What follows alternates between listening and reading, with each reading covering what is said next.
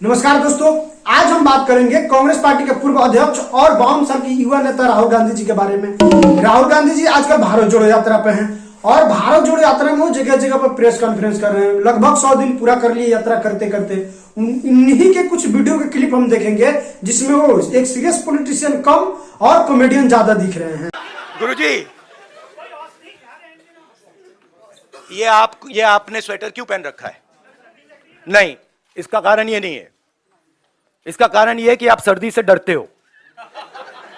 इसका कारण नहीं है कि सर्दी है, आप सर्दी से डरते हो। मैं सर्दी से डरता नहीं हूं, सीधी सी बात है। राहुल गांधी जी पूरे ब्रह्मांड में, खासकर पृथ्वी लोक में, उससे भी खासकर हम भारतीयों के लिए एक बहुत ही महत्वपूर्ण गॉड गिफ्टेड प्राणी है जो यह शिक्षा दे रहा है कि ठंडी से डरना नहीं चाहिए। राहुल गांधी जी स्वेटर इसलिए नहीं पहनते कि इन्हें ठंडी से डर नहीं लगता है। पूरे पृथ्वी लोक में कोई ऐसा शिक्षक हो, प्राणी हो, यह शिक्षा दे ही नहीं सकता है कि ठंडी से डरना चाहिए या नहीं डरना चाहिए। लेकिन राहुल गांधी इकलौता ऐसा प्राणी है जो शिक्षा दे रहा है कि ठंडी से नहीं डरना चाहिए। अगर ठंडी से आप नहीं डरेंगे तो ठंडी आपसे डर जाएगी। अगर आप ठंडी से नहीं डरेंगे तो आपको स्वेटर पहनने की जरूरत भी नहीं है। इसे क्या लगा था स्वेटर और जैकेट वाला कंपनियों को कि लोगों को मूर्ख बना के पैसे कमा लेंगे?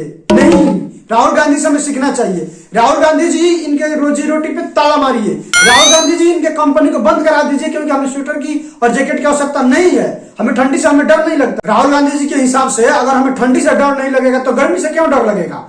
हम गर्मी में जैकेट पहनेंगे, गर्मी में हम चादर ओढ़ेंगे, गर्मी में हम स्वेटर पहनेंगे, क्योंकि हमें गर्मी से भी नहीं डरना है। इसलिए हमें गर्मी में टी शर्ट नहीं, जैकेट, स्वेटर, चादर सब पहन कर रखना है। बहुत बहुत आभार राहुल गांधी जी ऐसा शिक्षा देने के लिए, बहुत बहुत आभार।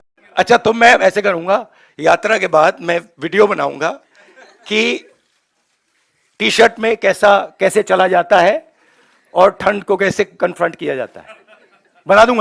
नहीं नहीं नहीं, कृपया करके आप वीडियो मत बनाइएगा, क्योंकि मैं और मेरे जैसे कितने लोग आपको फॉलो करते हैं, आपसे प्रेरणा लेते हैं। अगर आप वीडियो बना दीजिएगा, अगर आप हमें सिखा दीजिएगा कि ठंडी से कैसे नहीं डरना चाहिए, टी शर्ट में कैसे ठंडी में रहना चाहिए, तो हमें तो करना पड़ेगा, क्योंकि हम आपसे प्रेरणा लेते हैं। तो हमारे घर वाले का एक ही जवाब होगा, ये कहेंगे ये लड़का पागल हो गया, इसे हॉस्पिटल में भर्ती करो, या नहीं तो मारेंगे थप्पड़े थप्पड़े हमें। इसलिए कृपा करके आप वीडियो मत बनाइए।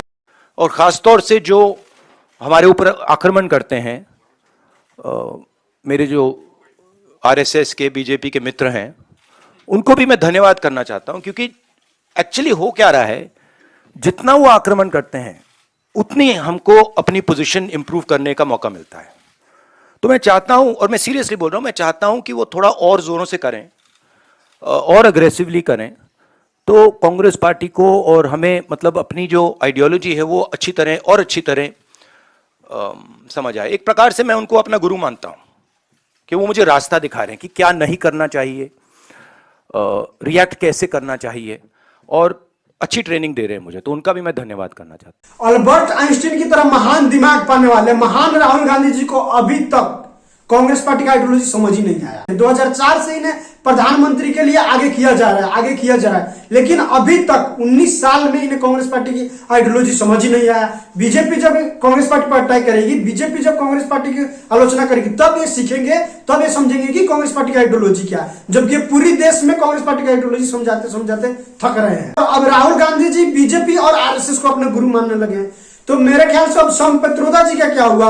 इनका जो पॉलिटिकल गुरु थे, 2014, 2019 इनको सिखाया करते थे, इनके राजनीति के बारे में बताया करते थे कि ऐसा करो वैसा करो, अब उनका क्या होगा? इन सब के बीच में कबीर जी के मुझे एक दोहा याद आ गया, धीरे धीरे रे मना धीरे सब कुछ होए, मालिन सिंच 100 गणा ऋतु आए तभी फल होए।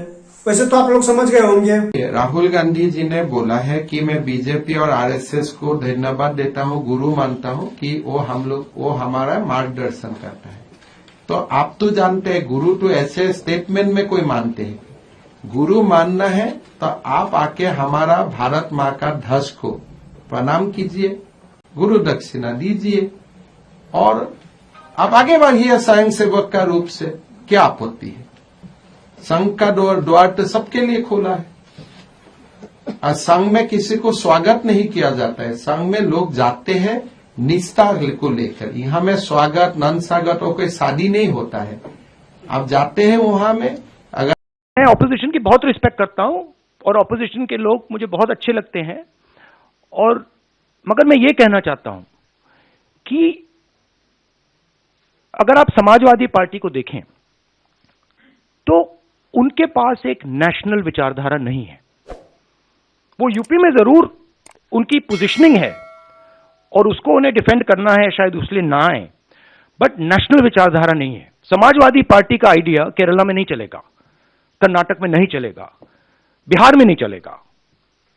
ठीक है, तो एक सेंट्रल आइडियोलॉजिकल फ्रेमवर्क स्ट्रक्चर की जरूरत है, वो कांग्रेस पार्टी ही दे सकती है और वो हमारा रोल है। सही है, बिल्कुल सही है, बिल्कुल सही है। समाजवादी पार्टी अखिलेश यादव को उनके औकात बताना जरूरी था।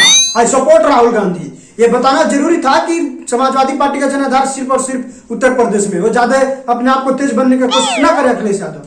आई सपोर्ट राहुल गांधी, मैं इसमें राहुल गांधी के बिल्कुल साथ खड़ा हूं। ये तो बिल्कुल वैसा ही है ना कि गुजरात में चुनाव है, महाराष्ट्र में जाकर बोलते हैं कि यहाँ की सारी फैक्ट्री गुजरात में चला गया। इतना ही नहीं, महाराष्ट्र में भारत जोड़ो यात्रा जब आया तो वहीं पे वीर सावरकर जी को क्या क्या कहने लगे हैं। सही है, सही ट्रैक पे है राहुल गांधी जी। हमारी भावना उनके यात्रा से है, हमें कोई इनविटेशन नहीं मिला। हमारी पार्टी का सिद्धांत अलग है। भारतीय जनता पार्टी और कांग्रेस दोनों एक हैं।